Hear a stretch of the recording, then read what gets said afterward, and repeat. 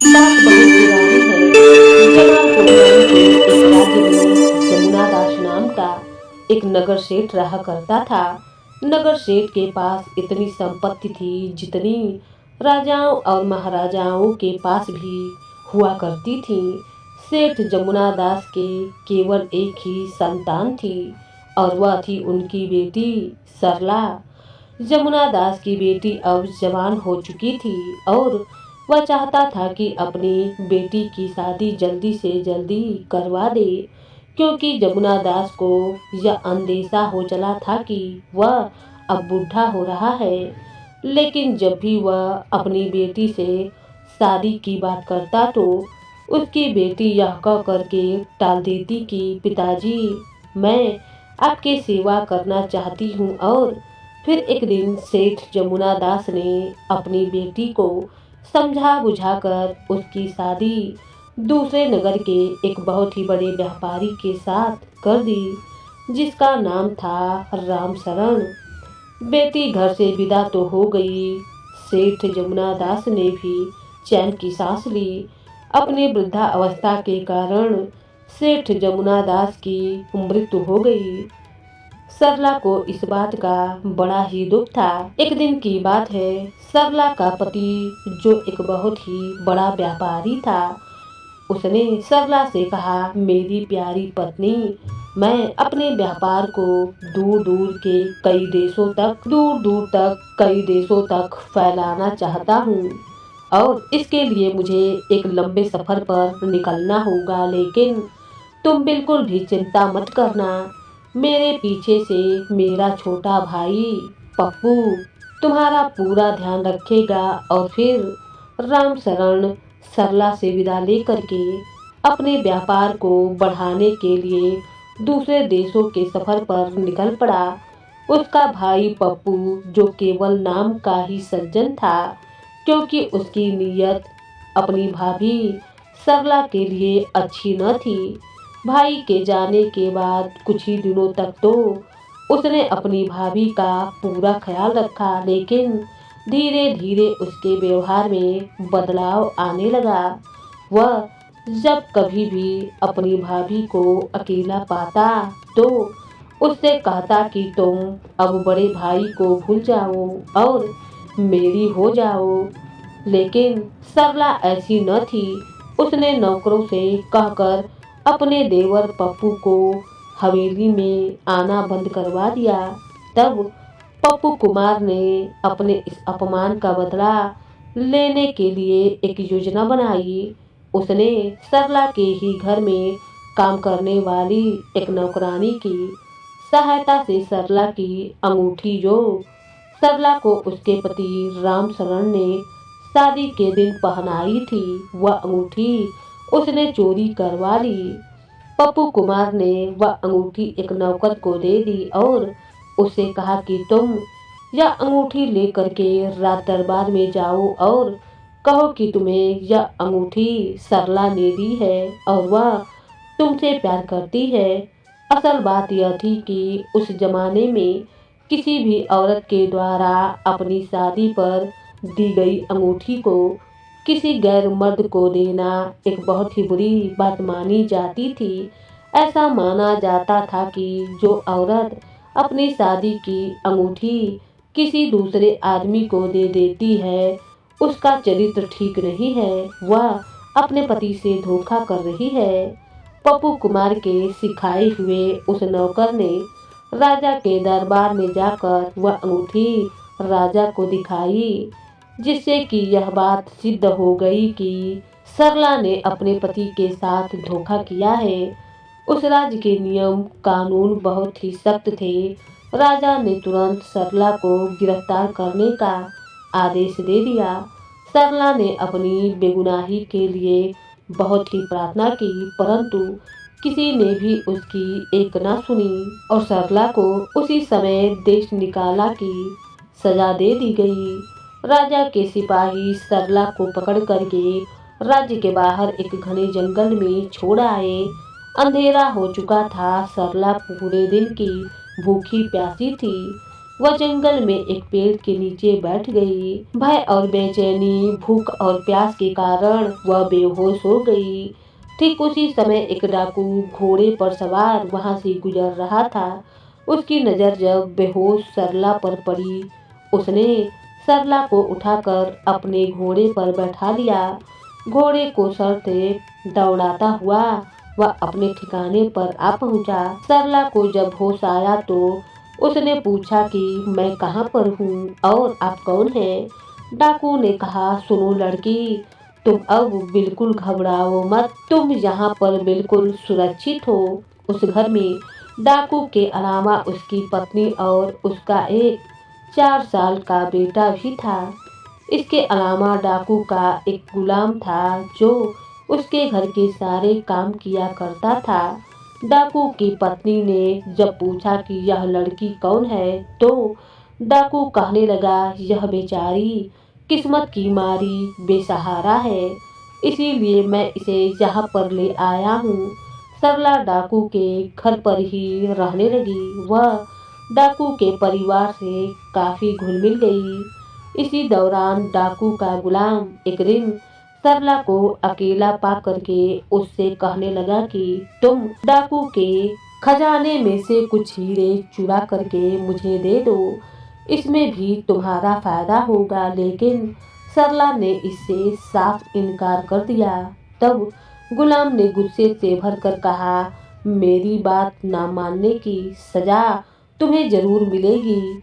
यह डाकू जो तुम्हें आज तक अपनी बहन मानता है, देखना एक न एक दिन यह तुम्हारी जान का दुश्मन बन जाएगा। अब उस गुलाम ने सरला से बदला लेने की पूरी योजना बना ली। एक रात की बात है, जब वह डाकू घर पर नहीं था तो उस गुलाम ने डाकू के सोए हुए बेटे की चाकू से गर्दन काट दी और खून से सना हुआ वह चाकू चुपचाप जा करके सोई हुई सरला के तकिए के नीचे रख दिया। जब सुबह हुई, डाकू घर में वापस आया तो उसने अपने बेटे को मरा हुआ पाया। यह देखकर डाकू का मानो कलेजा ही फट गया। उसकी पत्नी जोर जोर से चिल्लाने लगी। तभी वह गुलाम भागता भागता आया और कहने लगा, मालिक, आपके बेटे को किसने मार दिया? अगर मुझे इस बात का मालूम पड़ जाए तो मैं अभी उससे बदला ले लूँगा। मैं उस हत्यारे को जिंदा नहीं छोड़ूंगा। और फिर जमीन पर पड़े हुए खून के छींटे को देखकर वह कहने लगा, देखिए मालिक, यह खून के छींटे किस तरफ जा रहे हैं। और फिर वह खून के छींटों का पीछा करते हुए डाकू को सरला के कमरे में ले आया। गुलाम चिल्लाकर कहने लगा, मालिक, इस दुष्ट लड़की ने आपके बेटे की हत्या की है। सरला की आंखें खुली, उसके बिस्तर की तलाशी ली गई तो खून से सना हुआ चाकू उसके तकिए के नीचे से बरामद हुआ। अब वह गुलाम चिल्ला चिल्ला कर कहने लगा, मैं अभी इस लड़की को मौत के घाट उतार दूंगा। डाकू ने इशारे से उसे रोका और सरला से पूछा कि तुमने मेरे बेटे को क्यों मारा? सरला कहने लगी, ईश्वर जानता है कि मैं बेकसूर हूँ। मैंने आपके बेटे को नहीं मारा, भला मैं आपके बेटे को क्यों मारूंगी? आपने मुश्किल समय में मेरी सहायता की है, मैं आपके साथ ऐसा क्यों करूंगी? सरला की बातें सुनकर डाकू को भी इस बात का विश्वास हो गया था कि सरला उसके बेटे को नहीं मार सकती है। लेकिन डाकू की पत्नी कहने लगी कि जब जो भी हो, यह लड़की मेरी आंखों के सामने नहीं रह सकती है, वरना मैं जीते जी मर जाऊंगी। तब डाकू ने सरला से कहा, देखो बहन, एक बार तो मैं यह मान सकता हूँ कि तुमने मेरे बेटे को नहीं मारा, लेकिन अब तुम इस घर में नहीं रह सकती हो, तुम्हें इस घर से जाना होगा। और फिर डाकू ने 500 असरफियों से भरी हुई एक थैली सरला को देते हुए कहा कि तुम यह धन अपने पास रख लो, यह तुम्हारे बहुत ही काम आएगा। सरला कहने लगी, मुझे धन की कोई आवश्यकता नहीं है, मैंने अपने पिता के घर में बहुत सारा धन देखा है। नहीं बहन, किसी भी बुरे समय में यह तुम्हारे काम आएगा, इसीलिए तुम इसे रख लो। सरला ने वह थैली अपने पास रख ली और कहने लगी, मैं ईश्वर से प्रार्थना करूंगी कि एक न एक दिन आपको सच्चाई मालूम पड़ जाएगी। मैंने आपके बेटे की हत्या नहीं की। इतना कहकर सरला वहां से चल पड़ी। चलते चलते सरला जब एक दूसरे नगर में पहुंची तो उसने देखा कि बहुत से लोग एक आदमी को रस्सियों में जकड़े हुए ले जा रहे थे। पूछने पर पता चला कि उस आदमी ने कई लोगों से कर्जा ले रखा था और अब कर्ज वापस नहीं चुका रहा था। इसीलिए लोग उसे सजा देने के लिए रस्सियों से जकड़ कर ले जा रहे थे। सरला ने पूछा कि इस आदमी का कितना कर्ज है। लोगों ने बताया कम से कम 500 सोने की असरफियां। वह कहने लगी कि अगर मैं इसका कर्ज भर दूं तो क्या आप लोग इसे छोड़ देंगे? हाँ हाँ, बिल्कुल छोड़ देंगे। सरला ने उसके पास जो असरफियों की थैली थी वह उन लोगों को दे दी और उस अपराधी को छुड़वा दिया। यह देखकर लोग हैरान थे कि आखिर यह इतनी नेक दिल औरत कौन है जिसने एक अनजान आदमी को मौत के मुंह से बचा लिया। सरला चुपचाप लोगों की नजरों से बचती हुई वहां से चली गई। अभी वह कुछ दूर ही पहुंची थी कि वह अपराधी जिसे सरला ने बचाया था वह दौड़ता हुआ सरला के पास आ पहुंचा। सरला को लगा कि शायद वह उसका धन्यवाद करने के लिए आया है। वह सरला के पास आकर कहने लगा, क्या तुम्हारे पास और भी दौलत है तो मुझे दे दो, मुझे दौलत की बहुत ही आवश्यकता है। वह सरला पर झपटने लगा। यह देखकर सरला घबरा गई और सरपट भागने लगी। भागते भागते वह काफी दूर निकल आई और फिर थककर एक पेड़ के नीचे बैठ गई। इधर वह आदमी उसका पीछा करता हुआ आ रहा था। जब उसने देखा कि सरला थकी मांदी एक पेड़ के नीचे बैठ गई है तो वह भागता हुआ पास ही खड़े हुए समुद्री जहाज के मालिक के पास जा पहुंचा। उसने सरला की तरफ इशारा करते हुए जहाज के मालिक से कहा, हुजूर, वह जो सामने लड़की बैठी है वह मेरी नौकरानी है जिसे मैंने 500 असरफियों में खरीदा है। अगर आप मुझे 500 असरफियां दे देंगे तो मैं उसे आपके हवाले कर सकता हूँ। उस व्यापारी ने जब सरला की सुंदरता देखी तो उस पर मोहित हो गया। उसने तुरंत 500 असरफियां निकाल कर उस अपराधी को दे दी और कहने लगा, ठीक है, आज से यह मेरी हुई। इतना कहकर वह सौदागर सरला के पास गया और उसका हाथ पकड़कर अपने साथ ले जाने लगा। सरला ने कहा, तुम कौन हो और मुझसे क्या चाहते हो? तो सौदागर ने कहा, चुपचाप मेरे साथ चलो क्योंकि मैंने तुम्हें 500 असरफियां देकर खरीद लिया है और वह देखो तुम्हें बेचने वाला असरफियां की थैली लेकर भागा जा रहा है। इसके बाद सौदागर ने सरला को जबरदस्ती अपने कंधों पर बैठाया और उसे उठाकर अपने समुद्री जहाज में ले गया।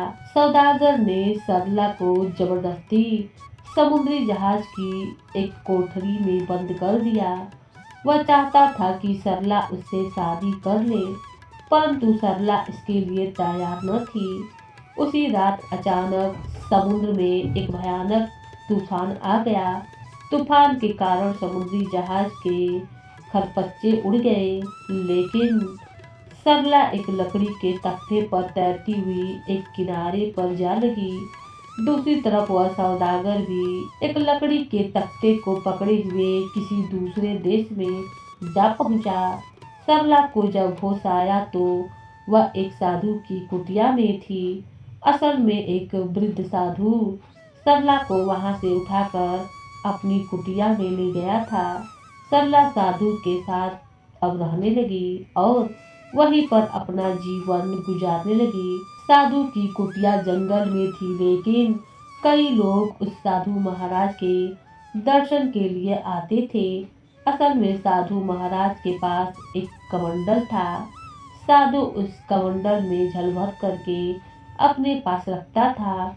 जो भी लोग अपनी दुख तकलीफ और रोग लेकर साधु के पास आते, साधु उस कमंडल का जल उन पर छिड़क देता और अपना आशीर्वाद देकर उन्हें बिल्कुल ठीक कर देता। इसीलिए अक्सर लोग साधु के पास आया करते थे। दिन गुजरते गए। वृद्ध साधु को अब इस बात का अंदेशा हुआ कि उसकी मौत अब निश्चित है। तो उसने सरला को वह कमंडल देते हुए कहा, बेटी, मेरी मृत्यु के बाद यह कमंडल तुम्हारे पास ही रहेगा। मैंने यह कमंडल अपनी तपस्या से प्राप्त किया है। अब इस कमंडल के द्वारा तुम लोगों के दुख दर्द और उनकी बीमारियां ठीक करोगी। इस कमंडल में जल भर करके तुम जब लोगों पर छिड़का करोगी तो उनकी बीमारियां दूर हो जाएंगी। लेकिन तुम्हें इसका उपयोग सिर्फ परोपकार की भावना से ही करना होगा, अपने स्वार्थ के लिए नहीं। सरला ने कहा, ठीक है बाबा, मैं आपको वचन देती हूँ, मैं ऐसा ही करूँगी। इसके बाद जब साधु महाराज की मृत्यु हो गई तो सरला ने वह कमंडल अपने पास रख लिया। सरला उस जंगल को छोड़ करके आगे चल दी। सफर तय करते हुए सरला अब एक ऐसे देश में जा पहुंची थी जहां पर सिर्फ औरतों का ही साम्राज्य था। उस देश की बागडोर एक रानी के हाथों में थी और वहां पर सिर्फ औरतें ही रहती थीं। किसी भी पुरुष के वहां पर आने पर पाबंदी थी। जब सरला वहां पर पहुंची तो उसके दुख और तकलीफों के बारे में सुनकर वहां की औरतों ने उसे अपने यहाँ पर रखने की अनुमति दे दी। सरला वहीं पर रहने लगी और साधु बाबा के द्वारा दिए गए कमंडल से लोगों की सहायता करने लगी। वहां की प्रजा के दुख दर्द और बीमारियों को दूर करने लगी। जब वहां की रानी को इस बारे में पता चला तो उसने सरला को अपने महल में बुलाया और कहा, बेटी, तुम जैसी नेक दिल औरत की जगह इस महल में है। तुम महल में आकर रहो और लोगों के दुख दर्द, उनकी बीमारियां दूर करो। सरला अब रानी के महल में आकर रहने लगी। समय बीतने के साथ साथ जब रानी बूढ़ी हो चुकी थी, उसने सरला को अपना उत्तराधिकारी घोषित कर दिया और यह घोषणा कर दी कि रानी की मृत्यु के बाद सरला ही इस देश की नई रानी बनेगी। कुछ ही समय के बाद जब रानी की मृत्यु हो गई तो सभी की सहमति से सरला को उस देश की रानी बना दिया गया। सरला की ख्याति अब दूर दूर के देशों में भी फैलने लगी कि वह लोगों के दुख दर्द और उनकी बीमारियों को ठीक कर देती है। अब आसपास के देशों से भी कई लोग सरला के पास अपनी बीमारियों का इलाज करवाने के लिए आने लगे। बदले में वह सरला को ढेरों आशीर्वाद और दुआएं देकर जाते थे। अब इस देश में दूसरे देशों से पुरुष आ सकते थे, लेकिन सिर्फ अपना इलाज करवाने के लिए, और इलाज के बाद उन्हें वहां से वापस जाना ही पड़ता था। एक दिन की बात है, सरला को खबर मिली कि वहां के सराय में एक मुसाफिर आकर रुके हैं। अगले दिन वह मुसाफिर जब राजमहल में पहुंचा तब सरला उन लोगों के आदमियों को पहचान गई। इसलिए सरला ने यह फैसला किया कि जब वह उन 6 आदमियों को अपने पास इलाज के लिए बुलाएगी तो वह अपना चेहरा नकाब से ढककर रखेंगी। उन 6 मुसाफिरों को सरला के दरबार में पेश किया गया। सरला ने अपना चेहरा एक नकाब से ढक लिया और उन आदमियों में से उनकी तकलीफ के बारे में पूछा।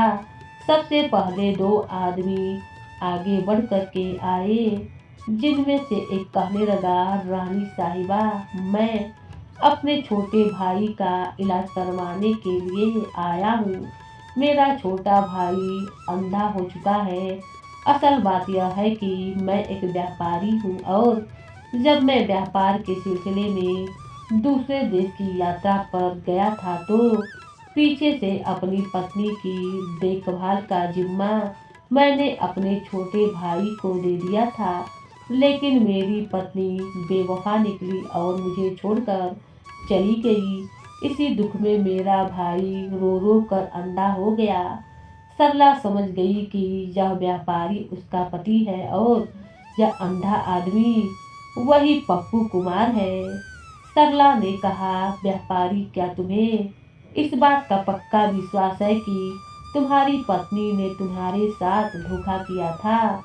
व्यापारी कहने लगा, महारानी जी, मेरा मन तो नहीं मानता कि मेरी पत्नी धोखेबाज हो सकती है, लेकिन मैं अपने भाई की बात को कैसे झुठला सकता हूँ। ठीक है, मैं तुम्हारे भाई का इलाज करूँगी। इसके बाद दो और लोग रानी के सामने हाजिर हुए। उनमें से एक कहने लगा, रानी साहिबा, मैं आपके पास अपने इस गुलाम का इलाज करवाने के लिए आया हूँ। मैंने बचपन से ही इसे अपने बच्चों की तरह से पाल पोस कर बड़ा किया।